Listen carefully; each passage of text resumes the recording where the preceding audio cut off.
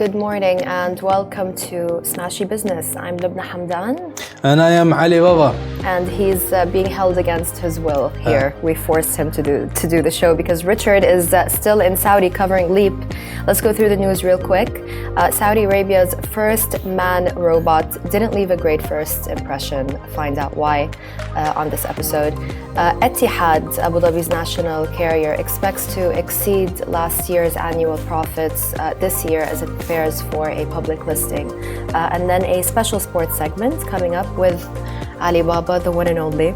And also on the show after this, economist Dr Sohaib on financial education.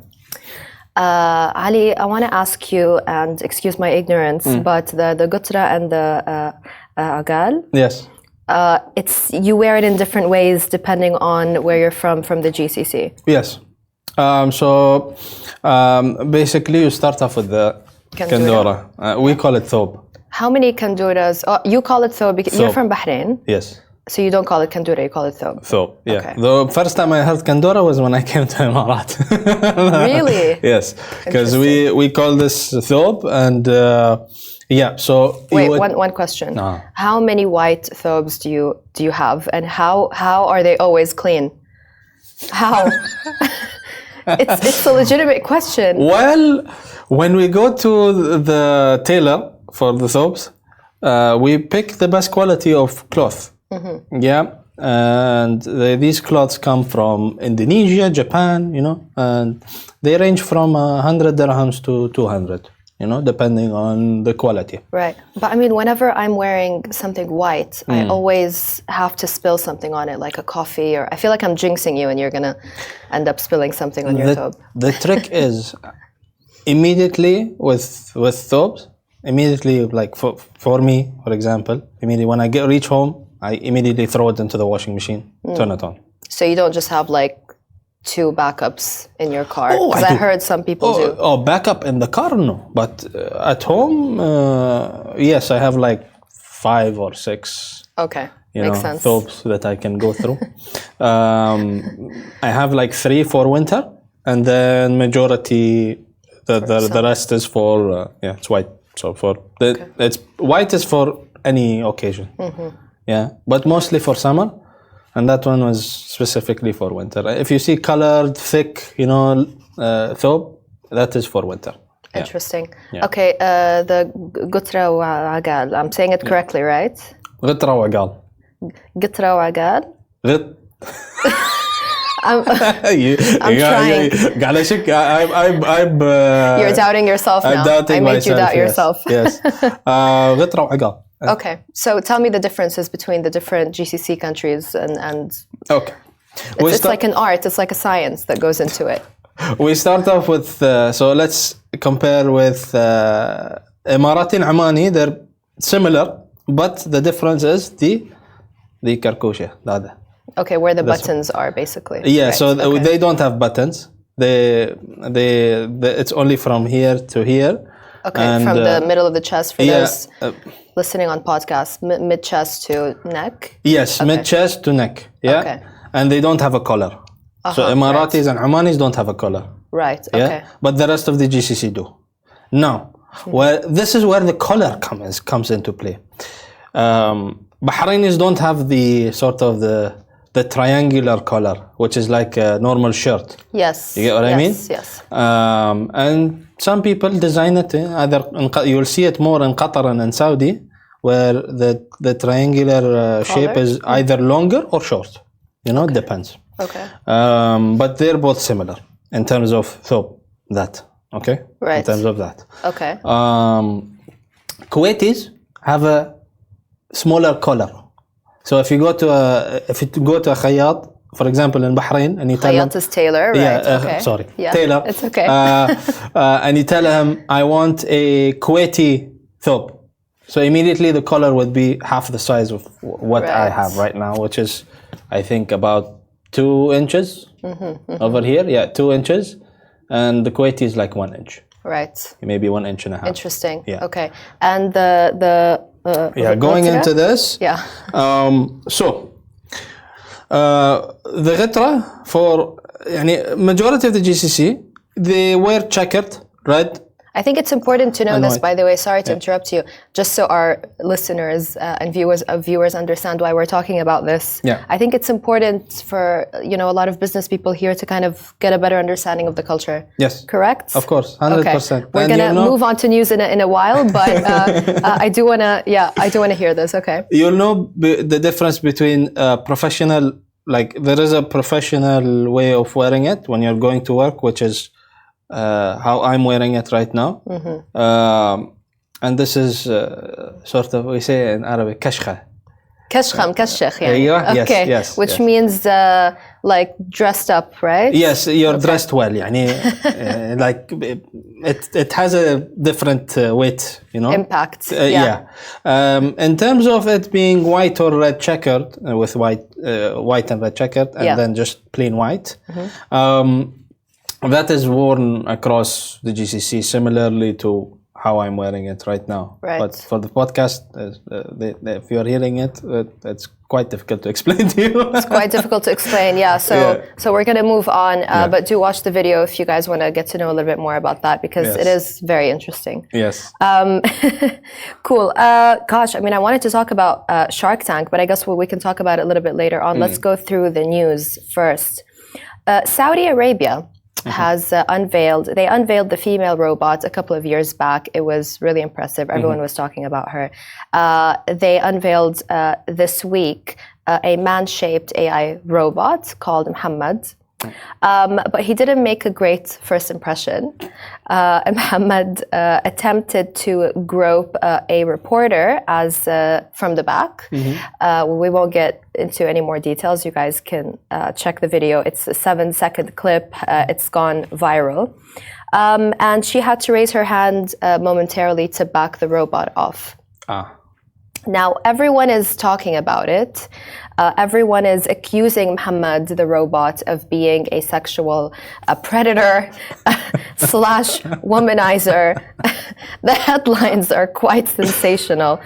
There was even a woman who claimed she was raped in the metaverse. This was a couple of months back. I don't know how you can be raped in a virtual world. It's strange to me. And I know this is a business show and we do want to stick to business, but surely we shouldn't use the business of AI to push some strange, gender.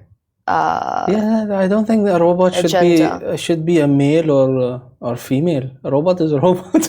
Robot is a robot, right? And I don't actually think that he meant to grope the reporter. I think she was just standing quite close to him, and I think it was probably just a reflex.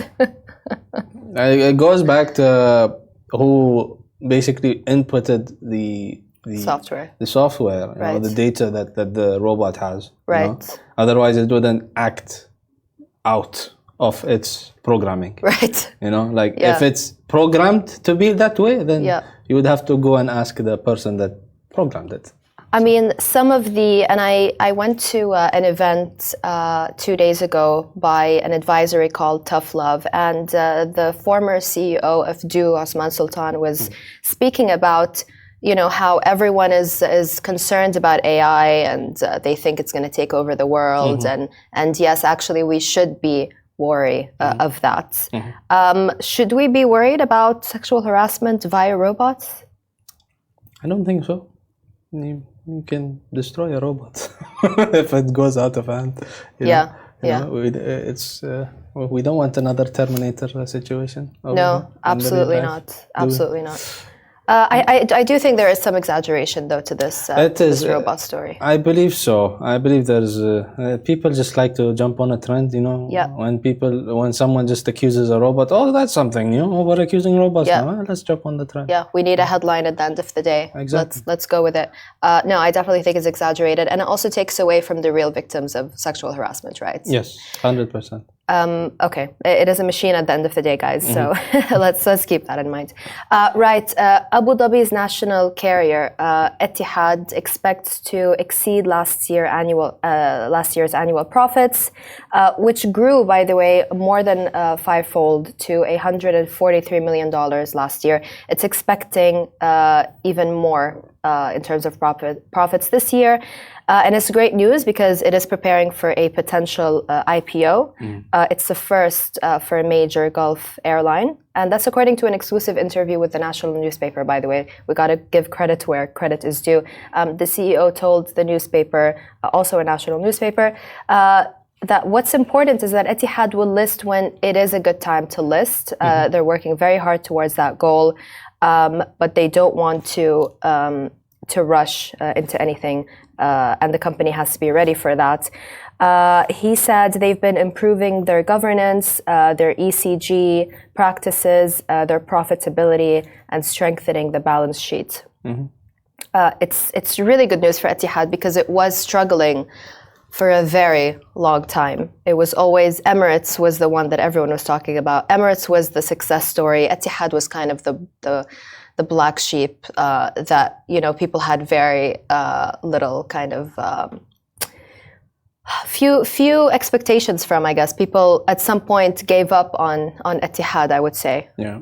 I would go as far as to say that. Have you flown Etihad Airways? Yes, multiple times. Multiple times. Yeah. Do you prefer it to Emirates?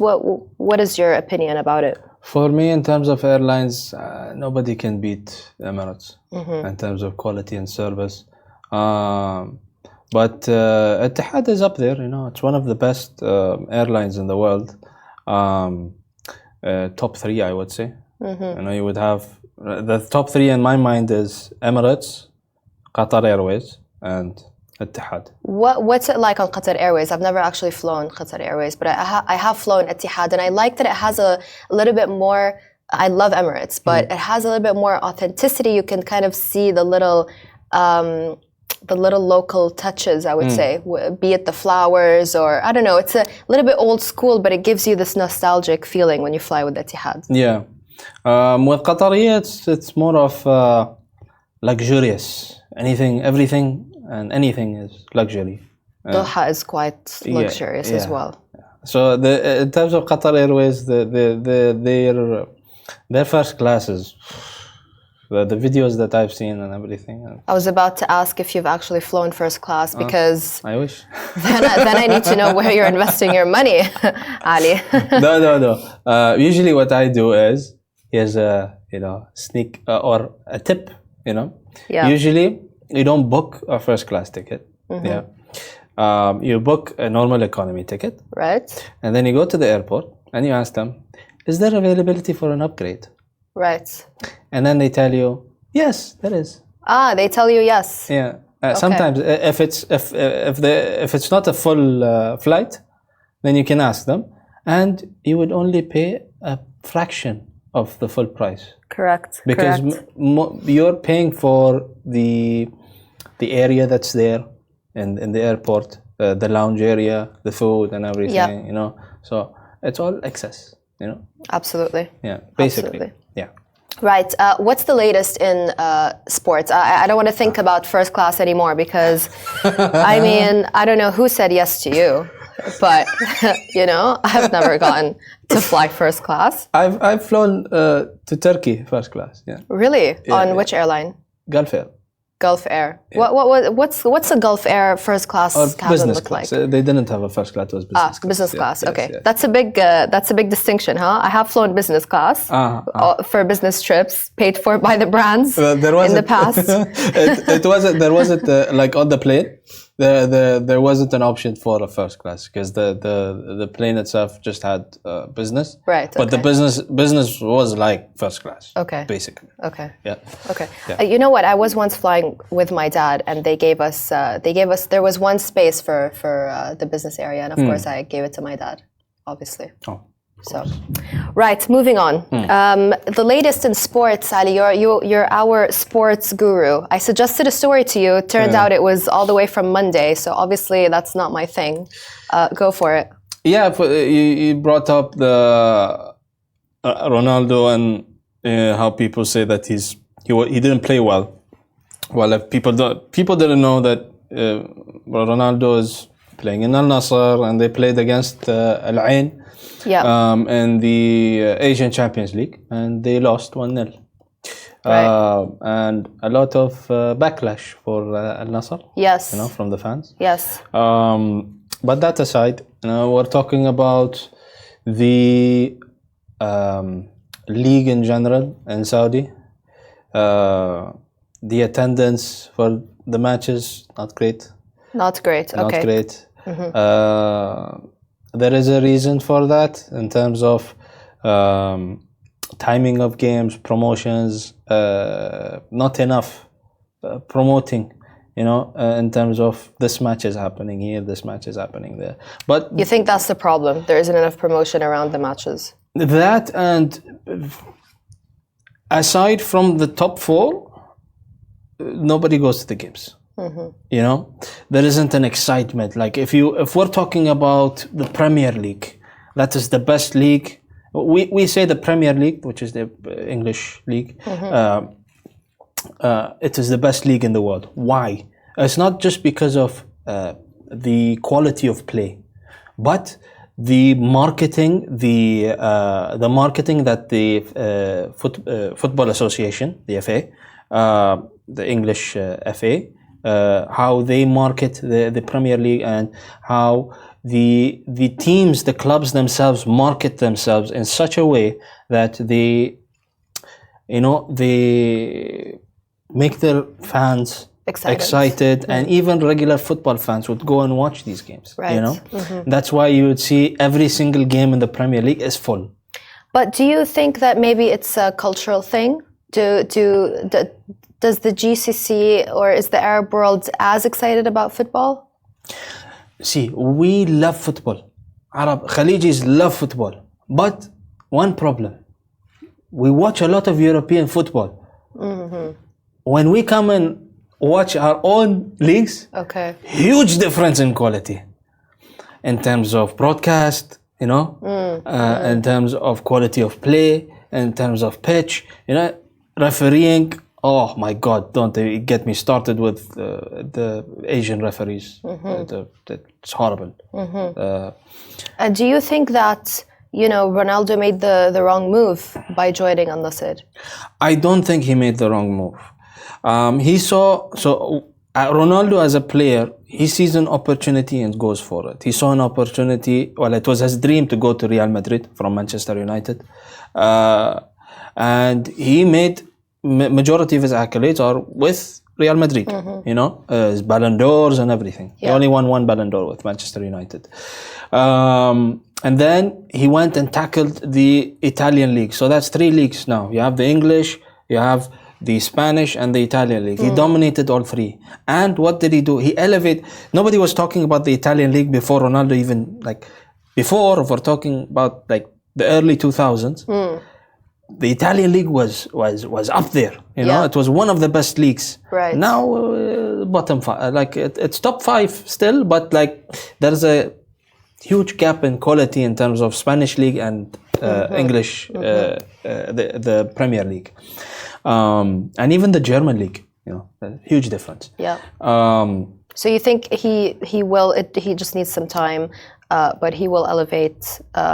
He already did. He already did. Yeah, he already did. In terms of nobody used to watch. In terms of outside of Saudi, if we're talking the amount of people that watch the Saudi league, not that much. Yeah. So one thing he does is he brings his own follower bases, and as we know, Ronaldo has the highest follower count on Instagram. And you don't even need to know football that you know Cristiano. True. He is that man. He is a businessman. He owns multiple businesses. And he has his own brand. Right. So the attendance is fine. Yeah. Then, correct? Attendance is fine when there are big games. That used to happen anyway before. When you have Al Nasser versus Al Hilal. Or Al Nasser versus Etihad, Etihad versus Al Hilal.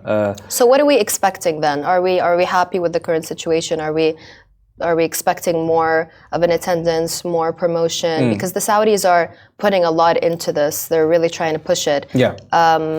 Should they be doing more, or is it just a matter of it just needs time? I believe that they're headed in the right direction because we haven't seen this. This is unprecedented in this region. Correct. To be specific, like we've seen China try to do it before, where they would give huge salaries, insane packages to these football players, you know, from Europe, you know, and they failed. You know, that investment that they tried to make in the Chinese football league, they failed completely. Even America, the US, the MLS, horrible. Like the way that you can sell America, the lifestyle, it goes on. The American dream, The American dream, you know. The American nightmare is what it is right now. Freedom, you know. That's what they sell. So these football players, they bring them like David Beckham, like Lionel Messi now. In the States. The quality of the league is not great. You know. But in terms of marketing, Americans are smart. Right. But they're not successful because of the quality of the league. You can be great in marketing, but if you keep having a product that's not great, it won't do great. No matter how good your marketing is. Sure. You get what I mean? That's a great point. I would love to sit and chat with you about this even more, because every time we talk about football, I get more and more interested in it, because you explain it in a really lovely, wonderful way. And I bring business terms as well now. I brought business terms into it. So whoever is listening to this is very happy. Okay, right. Up next, stay tuned. We've got a guest coming in. He's an economist. He's going to teach us all about the importance of financial education. Stay tuned. Welcome to the studio, Dr. Sohaib Shahid, the founder of financial literacy startup Bespoke Options Academy here in Dubai. Welcome to Smash Business. Thanks for having me. Explain to me, you guys are based here. Explain to me and to listeners and the viewers exactly what it is that you do. What is financial literacy? How do you help people? So we help people in different ways. All right. So we teach people how to generate passive income in the stock market. We help them how to invest in stocks responsibly. We also teach them how to grow their wealth responsibly, and we do it in different ways. Right. So we have free workshops at the DIFC Academy. We also are in the process of putting up all of our material free online, and the reason we're doing this for free is because we don't want money to be an excuse or an impediment for people to learn about financial literacy. And for those people who want a more hands-on approach, we do 2-day workshops again at the DIFC Academy. Great. And through these workshops, we take people who know nothing about the stock market to a place where they know something about the stock market. They know how it works, why it works, and they know about our strategy. And then we offer them 3 months of support. This includes, live coaching calls, events, golf tournaments, for example. But they also include my own, trades so that they can follow, not because for them to copy, but for them to learn about my thought process. And the reason I emphasize this is because, God forbid something happens to me, I don't want my clients to stop learning and stop their journey towards financial independence. Okay. You said responsibly invest in stocks.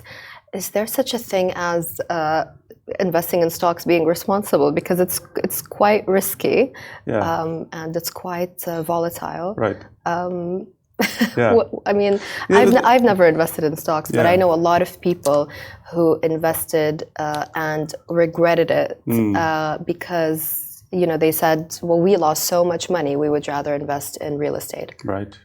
No, you're right. I think there are a lot of stereotypes about the stock market, a lot of misperceptions, I would say. The stock market's volatile.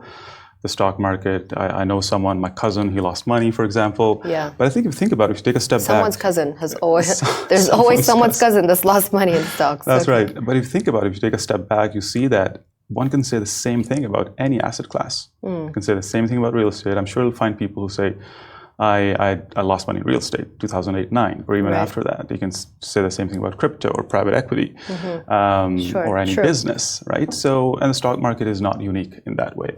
So that is why we emphasize to people that knowledge is key here, because a lot of people come to me and say, okay, how much money do I need to start trading options? And I'm like, the short answer is $2,000 in an investment account. The long answer and more nuanced answer is that knowledge is more important than money, because once you have the knowledge, you start breaking those misperceptions or stereotypes that you had. I'll just give you an example, right? So I'm sure you've heard, a lot of, you guys were talking about sports a little while ago. You've heard of a lot of pro soccer players or pro, hockey players or what have you, losing all of their money and going broke after retirement, right? Yes. You also heard of people, lottery winners going broke. They had the money, but they did not have the knowledge, right? Yeah, absolutely. On the other hand, I'm sure you've also heard of people who built up wealth, lost it, built it back up again because they had knowledge. Yeah. So that's what we emphasize here. Really, like, knowledge is key, and come to our free webinars, free workshops, because you have nothing to lose. You might just learn something. Okay, that's great. Are you seeing more younger people investing in stocks? Well, more females as well. What is the trend? Well, precisely speaking, so what we teach people is how to buy stocks that they want to buy, or ETFs they want to buy, but we teach them how to do that by selling options, right? It's a very specific way we teach them how to do it. And if they want to sell their ETF or their stock, we tell them how to do it by selling options. So options are like a gateway to buying a stock, and also a gateway to sell a stock. So in terms of the demographic, a lot of our there's a wide variety. Obviously, those with our older demographic, they have larger accounts they're working with. The younger demographic have a smaller account they're working with. And again, the small or large doesn't matter. It really comes down to the knowledge that you acquire. Because I started off with a very small account. Okay. I've built it over time because of the knowledge I acquired. Interesting. Let's talk about having that additional revenue stream. Usually it's, because I tried to use the Sarwa app once, and, kind of just put money there and just left it for a while. Ended up taking it back for, just to go shopping with it. Very irresponsible of me. Should look into investing generally. But what advice would you give people? I guess not investment advice, but when it comes to investing, how important is it to be patient when it comes to a stock? I mean, Meta is just right now paying dividends. I think the younger generation, especially, a lot of them do listen to this show. They're very impatient generally. How important is it to be patient when it comes to this? It's just to help people understand that it is that additional revenue stream. And so again, a lot of folks come and ask me, so how much money will I make? And I tell them there won't be any promises, first of all, and if anyone is making you any promises, run away as fast as possible. Right. But for myself, I try to go for, and I emphasize on the try because it doesn't always happen, but I try to go for 1 to 4% a month.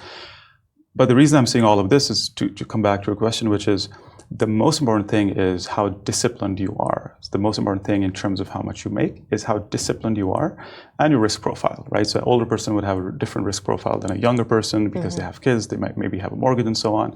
A younger person is more risk loving anyway. But it really comes down to discipline. So as long as you're in, if you have fear in one extreme and if greed in one extreme, you want to be somewhere in the middle. Right. And I do acknowledge it's easier said than done. How stressful is it working in stocks? Because we've all heard the stories. I interviewed a couple of people a few months back, and one of them said, because I work in stocks, I'm addicted to Xanax. It keeps me up at night. Yeah. So I say to my clients that if a trade keeps you up at night, you did something wrong, right? You must be willing to sleep properly. So the way we teach people how to do this is that we say to them that once you've acquired the knowledge, you shouldn't be spending more than 30 minutes a day, right? And you should be only selling options on stocks you want to buy anyway, or ETFs you want to buy anyway. And how do you know which stocks you buy? Well, you need to do your homework. So once you've done the homework, and once you know the price you're comfortable at, you can go ahead and sell an option on a stock or on an ETF. So if you follow these guidelines, there's no reason for you to lose sleep.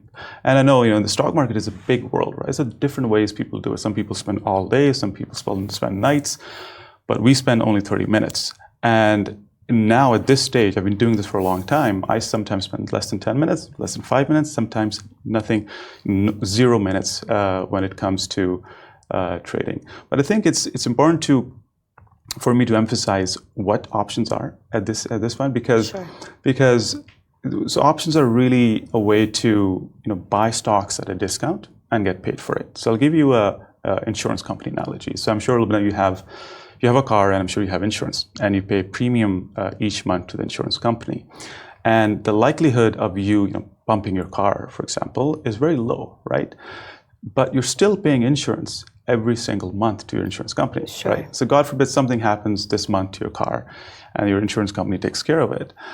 You still have to pay them premium this month, right? So the same thing is what we teach people how to do in the stock market. We teach them how to be insurance companies in the stock market. So for example, if there's a stock we're looking at and we sell an option, if the stock stays above that price we're comfortable with, we just get the insurance premium, and that's that, right? But if it goes below a certain price, we have to buy that stock, and we still make that premium, and we're more than happy to buy that stock because, number one, it's the stock we wanted to buy anyway.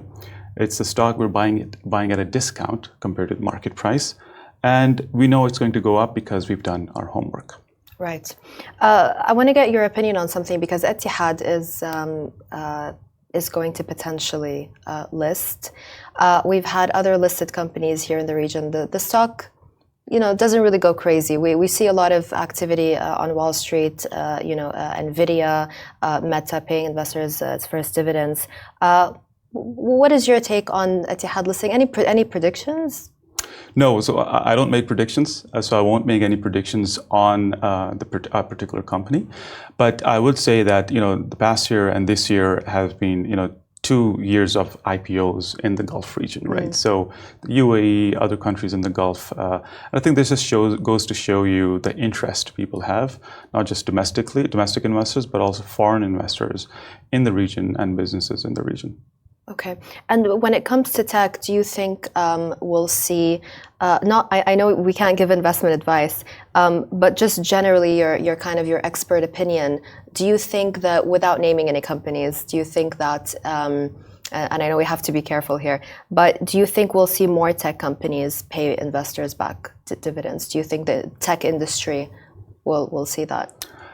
Yeah, you mentioned Meta, and I think Meta won't be the only one. I think we'll see a gradual trend towards this way. I think a lot of these tech companies became overinflated and overhired during the early parts of the pandemic, and then they had to kind of deleverage, and that meant a lot of job losses too. But if you compare the people they hired and the people they fired, the difference is still positive, right? So I think that's an important thing to mention here. But I think the trend is definitely going towards what you're saying.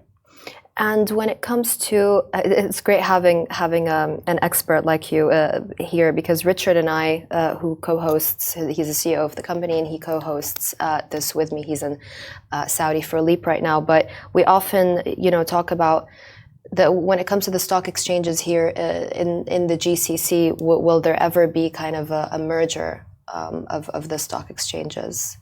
But I know that you can't talk much about that. I would rather not. I think it's an interesting idea, and I think logistically it's awfully difficult to do. Just think about how we're not famous for the logistics here. Right. So think about how unified Europe is, right? Yeah. But all of those countries have their own stock exchanges, right? And by the way, I think what we teach people is, at least for now, is how to sell options on stocks on the S&P 500. So it's only on American-based stocks. Okay, that's great. Yeah. I wish you had clarified that in the beginning, but no worries. To be honest, a lot of stocks here, they don't allow for trading of options. And there are very few companies that allow trading of options. Okay. So there's not much of a point right now, I think, for I did not know that, for to the be honest retail with investor. You. But you can be here, you can sit here, you can sit in this room, and you can easily trade options on the S&P 500. Okay. You're already educating me just during this interview. Going back to educational offerings, how can people learn on a budget, and what are the prices like? It's called an academy. Tell me a little bit about the offering so that we understand exactly what people can opt for. Yeah, well, there are two branches. One are the free workshops we offer at DIFC Academy. We also are in the process. People can get in touch through your website to find that out? Through our website, through social media. So we have a free workshop coming on towards the end of April. 2 days of multiple free workshops. And we're also in the process of putting all of our introductory material on a platform for free, just so that people who are interested, they can go step by step through the whole process and learn. And then we also have, as I mentioned, we also have a 2-day paid workshop, and which comes with the 3 months. So 3 months of support, events, communities, and so on. So we're really trying to center our business around a community, because we could have done all of this online, and honestly had bigger margins, a bigger bottom line. But for us, building this around a community came first. And we're very happy we're doing it that way, because we really want to spread this message as much as possible, and for people to meet other people, because once you're in a community and you meet other like-minded people, not only do you get motivated, but you also start, holding yourself accountable. Absolutely. What is the ratio of men to women? I'm just kind of curious. It's an interesting question, because I think the finance world, the economic world is mostly male-dominated, right? So I would say it's 7-3, 7% men, 30% women. Okay. Yeah. How difficult is it? We talk about financial literacy. Stocks, to me, are very interesting, but there are a lot of technicalities, details. You have to be very careful even when talking about it. You can't give, investment advice. There's a lot that goes into that, and it really puts a lot of people off of it. Yeah. How difficult is it actually to invest responsibly in stocks? To learn how to do that? Yeah, no, I will say this: that there is a learning curve, right? Especially the way we teach people, there is definitely a learning curve. You have to put in the effort. But once you've put in the effort, and I say this responsibly, it can change your life financially. You'll start looking at the investment world differently. Because if you look at our industry, right, the way it's evolved is that for the longest time, if you were interested in the stock market, you'd go to a bank or a financial advisor, fill up a bunch of papers, you had no idea about, and then they would tell you that, Lubna, this fund is for you, Sohaib, this fund is for you, and a year later, we'll find how much returns we made in an email or a letter. But through technological progress, what we've seen is that a lot of these professional money managers, they're not able to outperform the market. In fact, 92% of them lose money over a 15-year time span. Sorry, I should correct myself. Not lose money, underperform the market over a 15-year lifespan. Now, wow. So people started. Scary stats. Yeah. So people started thinking, well, if the pros can't do it, why don't I just put my money in an ETF, exchange traded funds? It's safer. I have exposure to a lot of different stocks, ETFs are great because they're cheap. You cut the middleman out, and they're great for people who don't know anything about the stock market or very little about the stock market. But we're trying to push the frontier and say that just with a bit of knowledge, it won't be easy, but just with a bit of knowledge and application and some elbow grease, you are able to do as well, or in fact better than a lot of money managers. It is possible. You just need to put some time and effort in the beginning, and you should be able to handle your own money. You don't have to give your money to anyone. You should be responsible for your money, and you don't have to spend too much time on it once you learn how to do it. Why did you, that's great, by the way, thank you for that. Why did you decide to launch the Academy? Yeah. I mean, besides the services that you provide, the educational part of it, what triggered you to do that? Well, when I was a kid, I did what society told me to do. I went to school, got good grades, and got a scholarship, an academic scholarship, to do my master's and PhD from Switzerland in economics.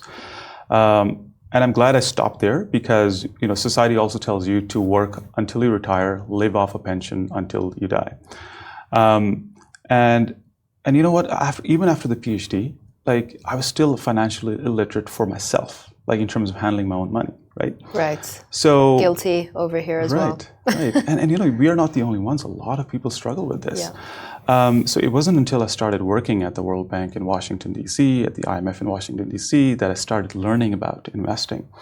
So the reason I decided to set up Bespoke was because, just because I grew up financially illiterate didn't mean my daughter had to grow up that way, right? So a lot of formally educated people, they struggle with their finances even though they make good money, right? And it leads to problems in their marriages, it leads to issues with their health and an overall, decrease in their well-being. So we decided to set this up and, help people, gain financial independence through our education, through the stock market, and tell them that you can do this for yourself. Absolutely. That's really interesting. What is the vision for the Academy? Where do you see it going? Well, we want to help as many people as possible, achieve financial independence through our education, right? Which is also why we have that free component there. So, we keep getting good feedback from our clients. We get to hear excellent anecdotes. Just the other day, one of our clients texted me saying that, "Sohaib, now I'm able to afford a personal trainer." Right? Wow. Those are not small things, right? I think a lot of us who've had personal trainers, we might take it for granted, but those are not small things if we think about it. So as long as we keep hearing these stories, we know we're on the right track. Once we stop hearing these stories, we know we need to do some course correction. Absolutely. Yeah. Thank you so much. It's been a fascinating conversation, and I will be looking into the Academy. It's really sparked an interest in me now, and it's amazing to always develop yourself. And as you said, it comes into play in everyday life. We often don't think about it. We don't financially plan. Especially the younger generation, I think we don't think about it like our parents used to. That's right. So yeah, thank you so much for your time. It's been absolutely brilliant. Stream us on smashy.tv. You already know where to find us on podcasts, wherever you got your podcasts, Apple, Anghami, Spotify, and we'll see you tomorrow.